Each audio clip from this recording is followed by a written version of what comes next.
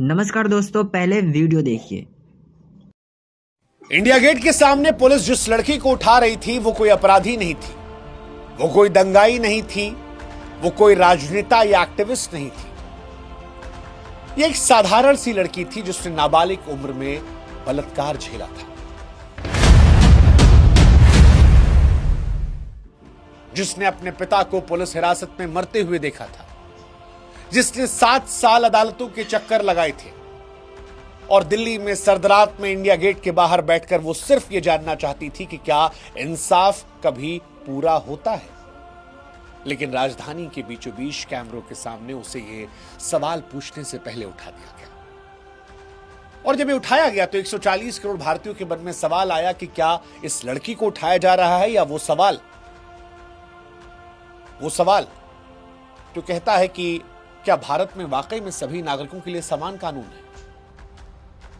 ये लड़की नारा नहीं लगा रही थी, ये लड़की हिंसा नहीं कर रही थी, इसके हाथ में कोई पत्थर नहीं था, बस एक तख्ती थी इंसाफ की मांग को लेकर। इस लड़की के साथ उसकी मां थी जिसने अपनी बेटी का बलात्कार देखा था, अपने पति की मौत को देखा था, लेकिन ऊपर से आदेश आया। और जिस देश में बोलने की आजादी की बातें संसद से सड़क तक होती है, जिस दिल्ली में देश की राष्ट्रपति महिला है, जिस दिल्ली में मुख्यमंत्री महिला है, उसी देश में एक बलात्कार पीड़िता को राजधानी के खुले मैदान में खामोश करा दिया गया। और यह खामोशी ही उन्नाव केस की पूरी कहानी को अपने आप बयां कर देती है। यही खामोशी उन्नाव की घटना की सबसे बड़ी त्रासदी है,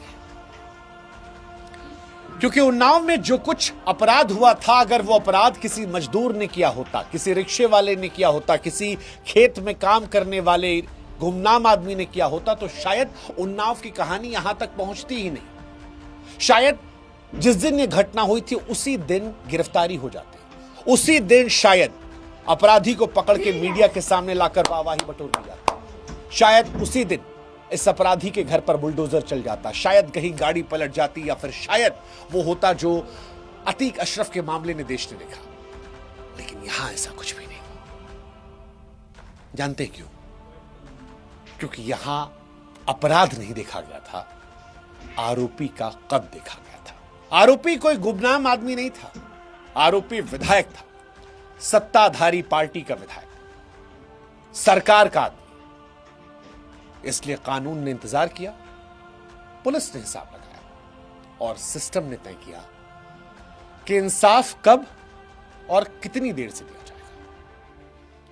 अब मेरा सवाल उनसे है जो कहते हैं हमारा इंडिया बहुत ही ज़्यादा डेवलप है, हमारा नेशन स्ट्रांग है, हमारा सिस्टम स्ट्रांग है। ऑफ कोर्स हमारा सिस्टम बहुत ही ज़्यादा स्ट्रांग है, इतना स्ट्रांग है कि पूरे इंडियंस को हिला रखा है। आपका क्या कहना है? Please let me know in the comment.